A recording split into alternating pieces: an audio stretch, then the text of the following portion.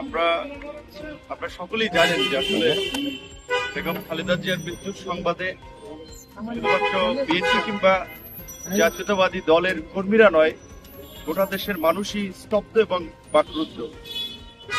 বাংলাদেশের স্বাধীনতা সার্বভৌমত্বের প্রশ্নে আপোষহীন এবং দেশপ্রেমের একটি উজ্জ্বল নক্ষত্র বেগম খালেদা জিয়া সামরিক স্বৈরাচার বিরোধী আন্দোলন থেকে শুরু করে দেশের গণতন্ত্র যখনই সংকটে পড়েছে, তার একটা সাহসী সংগ্রাম এবং দৃঢ়চেতা মনোভাব আমরা দেখেছি।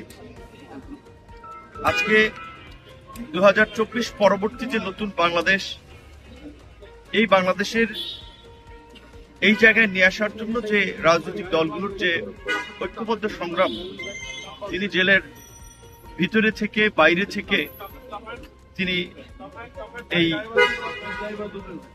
রাজনৈতিক দল সমূহকে, এই জাতিকে ঐক্যবদ্ধ করেছিলেন, যার ফলেই কিন্তু এই 24শে জুলাই গণ অভ্যুত্থানের মধ্যে দিয়ে আজকে একটি নতুন পরিবেশ আমরা দেখতে পাচ্ছি। আমরা মনে করি যে আমাদের জাতীয় সংকট কাটেনি, আগামীতে নির্বাচনের মধ্যে দিয়ে হয়তো কিছুটা পথ আমরা অতিক্রম করতে পারতাম।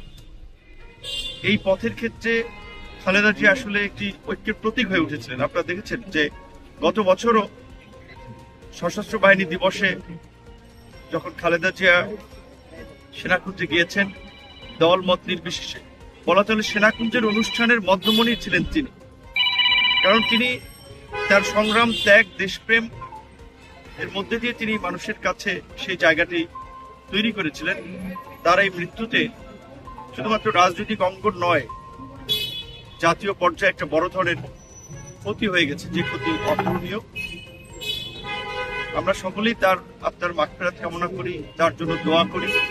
আগামীকালকে বাদ জহুর যে তার জানাজা হবে সংসদ ভবনের দক্ষিণ প্লাজায়, যারা পারবেন সেখানে অংশ নেবেন এবং গোটা দেশবাসীকেই আমরা দোয়া করার আহ্বান জানাই।